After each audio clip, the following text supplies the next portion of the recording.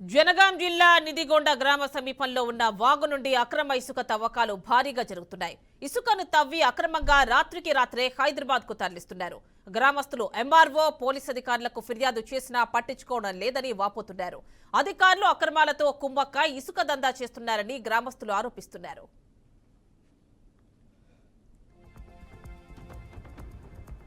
గ్రామం నిడిగొండ, మండలం రఘునాథపల్లి, జిల్లా జనగామ నివాసిని నేను.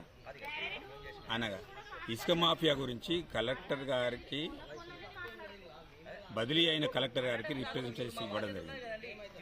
తర్వాత ఇప్పుడున్న ఎంఆర్ఓ గారికి కూడా రిప్రజెంటేషన్ ఎన్నోసార్లు ఇవ్వడం జరిగింది, చెప్పడం కూడా జరిగింది. ఆర్టీఐ కింద కూడా దరఖాస్తు కూడా పెట్టడం కూడా జరిగింది. అయినా కానీ చర్యలు తీసుకోలేదు.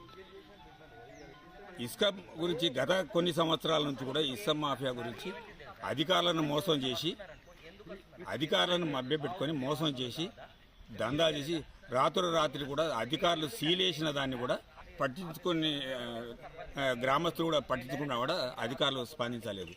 ఈ సీలేసిన ఇసుకను కూడా రాత్రి 50 లారీల ఇసుకను హైదరాబాద్కు తరలించడం జరిగింది. నిడిగొండ వాగు పక్కనే ఉన్న దాన్ని ఒక జేసీబీతోని, లేబర్తో కాకుండా జేసీబీతోని తవ్వి ఈ మన డంపింగ్ నిడిగొండలో వెంచర్లలో డంపింగ్ చేసి అమ్మడం కూడా జరుగుతుంది.